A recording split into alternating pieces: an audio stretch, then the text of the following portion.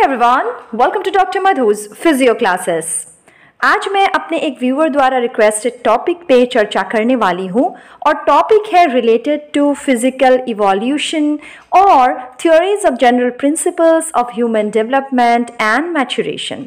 एक human being single fertilize cell से एक मल्टी सेलुलर ऑर्गेनिज्म बन जाता है जिसमें 100 से ज़्यादा अलग अलग टिश्यूज़ और ऑर्गन्स होते हैं और उनमें बिहेवियरल कैपेबिलिटीज़ और इमोशंस भी मौजूद होते हैं और ये सब कुछ होता है ग्रोथ और डेवलपमेंट के ज़रिए। ग्रोथ, डेवलपमेंट, मैच्योरेशन ये कुछ फंडामेंटल प्रोसेस होते हैं जो कि एक इंडिविजुअल को शेप करते हैं in their progression from birth to adulthood and further.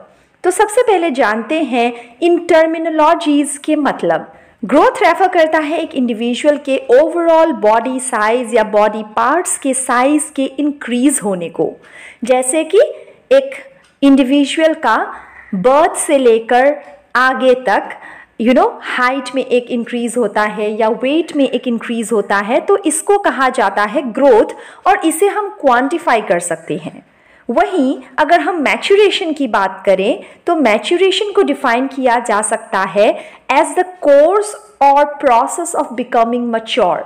मतलब जन्म के आगे एक मैच्योर बायोलॉजिकल स्टेट में पहुंचने के प्रोसेस में सारे सिस्टम्स में जो भी इवेंट्स होते हैं, चाहे वो एंडोक्राइन सिस्टम हो, रिप्रोडक्टिव, स्केलेटल, डाइजेस्टिव या इम्यूनोलॉजिकल सिस्टम हो, इन कोर्स ऑफ एक्शन को मैच्योरेशन कहा जाता है। हर इंडिविजुअल जब एडल्ट बनता है उनके सारे बोन्स ऑसिफाई हो चुके होते हैं, लेकिन हर इंडिविजुअल अपने अलग अलग टाइम पे अलग अलग एडल्ट हाइट को अटेन करते हैं जो कि हमारा मैच्योर्ड हाइट कहा जाता है। इस बात से आप ग्रोथ और मैच्योरेशन के डिफरेंस को भी समझ सकते हैं। ग्रोथ फोकस करता है साइज में क्या बढ़ोतरी हुई है या हाइट में क्या बढ़ोतरी हुई है at a given point of time, whereas maturation focus करता है प्रोग्रेस रेट को जिससे एक इंडिविजुअल एडल्ट साइज और मैच्योरिटी को हासिल करते हैं। हालांकि दोनों ही प्रोसेस का ताल्लुक होता है कंसेप्शन से मैच्योर एडल्ट स्टेट तक पहुंचने से जुड़े सेलुलर प्रोसेस से। अगर हम डेवलपमेंट की बात करें तो हम कह सकते हैं कि ये एक प्रोसेस होता है जिसके द्वारा एक इंडिविजुअल की ग्रोथ होती है और उसमें कुछ चेंजेस दिखते हैं पूरे लाइफ साइकिल के दौरान। बायोलॉजिकल चेंजेस भी हो सकते हैं ये और बिहेवियरल चेंजेस भी होते हैं। इन दोनों कंटेक्स्ट में डेवलपमेंट को डिफाइन किया जाता है। डेवलपमेंट का एक डायरेक्शन होता है और इसमें एक डेफिनिट पैटर्न भी होता है। एक और रिलेटेड टर्मिनोलॉजी है इवोल्यूशन। इवोल्यूशन रेफर करता है स्पीसीज स्पेसिफिक चेंजेस को और इवोल्यूशन एक काफ़ी स्लो पेस प्रोसेस होता है, जैसे कि हम ह्यूमन बींग्स का इवोल्यूशन हुआ फ्रॉम ग्रेट एप्स और इसमें ऑलमोस्ट 14 मिलियन ईयर्स लगे। So this is evolution. अब मेरे व्यूअर का जो रिक्वेस्ट था वो था कि मैं उनसे बात करूं about the principles of development and maturation. कई प्रिंसिपल्स हैं जिनसे डेवलपमेंट के प्रोसेस को आंका जाता है। पहला प्रिंसिपल है कि डेवलपमेंट इज़ कंटिन्यूअस। एक इंडिविजुअल का फिजिकल और मेंटल डेवलपमेंट का जो प्रोसेस होता है वो स्टार्ट होता है ड्यूरिंग कंसेप्शन। मतलब एक महिला जब एक बेबी को कंसीव करती है तब से लेकर बच्चे के बर्थ होने के बाद और उसके आगे जब तक उस इंडिविजुअल के मेंटल और फिजिकल ट्रेट्स धीरे धीरे अपने मैक्सिमम ग्रोथ तक ना पहुँचे तब तक डेवलपमेंट का प्रोसेस कंटिन्यू रहता है और इवन आफ्टर मैच्योरिटी अटेन हो जाए डेवलपमेंट चलता ही रहता है। इसलिए ये कहा जाता है कि डेवलपमेंट एक लाइफ लॉन्ग चलने वाला कंटिन्यूअस प्रोसेस है। दूसरा प्रिंसिपल है कि डेवलपमेंट इज़ ग्रेजुअल, यानी अचानक नहीं होता डेवलपमेंट, धीरे धीरे वक्त के साथ एक क्यूमुलेटिव वे में ये प्रोसेस होता है। मोरोवर डेवलपमेंट इज सिक्वेंशियल, यानी डेवलपमेंट एक सीक्वेंस या ऑर्डर में होता है और हर स्पीसीज का अपना एक पिक्यूलियर पैटर्न होता है। अगर हम ह्यूमंस की बात करें, फॉर एग्जांपल बच्चा चाहे इंडियन हो या अमेरिकन, उसका जो डेवलपमेंटल पैटर्न का सीक्वेंस है वो सेम ही होगा।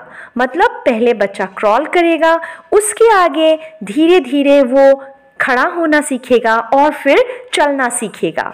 सो इररिस्पेक्टिव ऑफ वो बच्चा कहाँ पे जन्मा है, ये जो पैटर्न है, सिक्वेंशियल पैटर्न, ये सिमिलर रहेगा डेवलपमेंट का। नेक्स्ट प्रिंसिपल कहता है कि the rate of development differs from individual to individual. तीसरे प्रिंसिपल में मैंने आपको ये समझाया था कि बच्चा पहले क्रॉल करता है, उसके आगे ही खड़ा होकर चलना सीखता है। हर बच्चे में ये सीक्वेंस फॉलो होता है, लेकिन हो सकता है एक बच्चा थोड़ा जल्दी चलना शुरू कर दे, वहीं दूसरा बच्चा उससे लेट चलना शुरू करे। सो जो रेट ऑफ डेवलपमेंट है वो अलग अलग हो सकता है और जेंडर डिफरेंसेस भी दिख सकते हैं। यूजुअली लड़कियां थोड़ा जल्दी चलती हैं as compare to boys. Next principle है कि development proceeds from general to specific. चाहे फिजिकल डेवलपमेंट हो या मेंटल डेवलपमेंट, हमेशा डेवलपमेंट स्पेसिफिक पैटर्न में होता है और जनरल से स्पेसिफिक की तरफ बढ़ता है। जैसे कि माँ के गर्भ में एक फीटस पहले पूरी बॉडी का मूवमेंट करना सीखता है और आगे जाके स्पेसिफिक रिस्पॉन्सेस दिखाता है, जैसे सकिंग ऑफ द थंब। एक और एग्जाम्पल से आप समझ सकते हैं, अगर हम इमोशनल रिस्पॉन्सेस की बात करें तो शुरू में एक बच्चा किसी भी तरीके के डर के लिए वो रोकर एक रिस्पॉन्स दिखाता है, मतलब crying is the only emotional response to any and every kind of fear. जैसे कि एक अनजान आदमी रूम में आ गया, उसे देखकर भी बच्चा रोएगा। अगर वो आदमी आकर बच्चे को गोद में लेने की कोशिश करे तब भी बच्चा रोएगा। मतलब एक जनरल रिस्पॉन्स वो दिखाता है। आगे आगे जैसे बच्चे में समझ बढ़ती है, तब हो सकता है अनजान व्यक्ति के आने पे बच्चा ना रोए, बस अपना मुंह मोड़कर दूसरी तरफ देखने लगे। जब वो इंसान बुलाए बच्चे को तो शायद बच्चा थोड़ा सा डरा हुआ सा दिखे, लेकिन वो रोएगा नहीं बिकॉज वो अपने पेरेंट के गोद में है।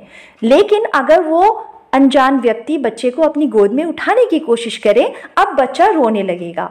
तो different types of responses to different kind of fears अब बच्चा दिखाने लगता है। So this is about development proceeding from general to specific response. Next principle है कि most traits are correlated in development. Generally ये देखा जाता है कि फिजिकल और मेंटल डेवलपमेंट बराबर रेट में होते रहते हैं और एक दूसरे से उनका कोरिलेशन रहता है। मतलब अगर एक बच्चे का मेंटल डेवलपमेंट सही तरीके से हो रहा है तो आप उसे कोरिलेट करके देखेंगे तो आपको दिखेगा कि उनका फिजिकल डेवलपमेंट भी एक सही रेट में हो रहा है, वो सोशली अच्छे से इंटरेक्ट भी कर रहे हैं। सो ये कोरिलेशन दिखता है। नेक्स्ट प्रिंसिपल ये कहता है कि growth and development is a product of both heredity and environment. मतलब एक बच्चे का जीन और उसका माहौल, ये दोनों तय करेगा कि बच्चे का ग्रोथ और डेवलपमेंट किस तरीके से हो रहा है, और ये दोनों फैक्टर्स बच्चे के डेवलपमेंट पे असर करेगा या करता है। नेक्स्ट प्रिंसिपल है कि डेवलपमेंट इज प्रिडिक्टेबल। मतलब एक इंडिविजुअल के लाइफ में कैसा डेवलपमेंट हो रहा है वो प्रिडिक्टेबल होता है, डिस्पाइट द फैक्ट, जैसे मैंने आपको कहा कि हेरिडिटरी और एनवायरमेंटल वेरिएबल्स दोनों ही डेवलपमेंट को इफेक्ट करते हैं या इन्फ्लुएंस करते हैं, लेकिन जो भी अलग अलग कंपोनेंट्स होते हैं, चाहे मोटर डेवलपमेंट से रिलेटेड हो, emotional, behaviour, communication, social behaviour, idea formation, goals, intellectual growth या किसी भी एरिया ऑफ डेवलपमेंट की हम बात करें, वो एक प्रिडिक्टेबल पैटर्न ज़रूर फॉलो करता है। फॉर एग्जाम्पल, एक बच्चे का हाइट, वेट या कुछ अलग कैरेक्टरिस्टिक्स ये कंटिन्यू करेंगे टू डेवलप अंटिल ही और she reaches a certain age. और इन जनरल सारे बच्चों में एक similar pattern of development through out their lives दिखने को मिलते हैं। एक और बात है कि डेवलपमेंट हैज़ पोटेंशियल हजार्ड्स। मतलब बहुत सारे ऐसे डेंजर्स भी होते हैं जो ऑब्स्ट्रक्ट करते हैं डेवलपमेंट को। फिजिकल, एनवायरमेंटल या साइकोलॉजिकल हजार्ड्स हो सकते हैं जो कि एक चाइल्ड के एनवायरनमेंट में या फिर हेरिडिटरी फैक्टर्स से आते हैं, और इनका एक हार्मफुल इम्पैक्ट पड़ता है एक बच्चे के फिजिकल या सोशियो साइकोलॉजिकल डेवलपमेंट में, जिसकी वजह से बच्चे का ग्रोथ स्लो हो सकता है, बच्चा एग्रेसिव बन सकता है, या फिर स्लरिंग, स्टैमरिंग जैसे जो भी स्पीच रिलेटेड इश्यूज है बच्चे के डेवलपमेंटल पैटर्न में वो भी दिख सकते हैं। तो इन सारी बातों से ये समझ आ गया हमें कि development brings about both structural and functional changes और एक कांस्टेंट इंटरेक्शन रहता है between all factors of development. मतलब एक एरिया में अगर डेवलपमेंट सही हो रहा है तो दूसरे एरियाज में भी उसका एक पॉजिटिव असर पड़ता है। उम्मीद करती हूँ इस वीडियो से मेरे व्यूअर को समझ आ गया होगा कि ग्रोथ, डेवलपमेंट, मैच्योरेशन, इवोल्यूशन, इन सारे टर्मिनोलॉजीज का मतलब क्या होता है और कौन से जनरल प्रिंसिपल्स होते हैं ह्यूमन डेवलपमेंट से रिलेटेड। आने वाले वीडियो में मैं आपसे इस बारे में बात करूंगी कि एज अ फिजियोथेरेपिस्ट क्यों ज़रूरी है हमारे लिए इन सारे प्रिंसिपल्स की एक आइडिया को लेकर आगे बढ़ना, कैसे ये हमें फिजिकल इवैल्यूएशन या फिर एग्जामिनेशन ऑफ द पेशेंट में मदद करता है। तो बने रहिए मेरे चैनल के साथ, दूसरे वीडियोस को भी चेक कीजिए। मैं फिजियोथेरेपी से रिलेटेड बहुत सारे टॉपिक्स का एक सिंप्लीफाइड एक्सप्लेनेशन आप तक पहुंचा चुकी हूं अपने वीडियोस के माध्यम से। चैनल अच्छा लगे तो सब्सक्राइब ज़रूर कीजिए, अपने फ्रेंड्स, सीनियर्स और जूनियर्स में शेयर भी ज़रूर कीजिए। Thank you so much. See you soon.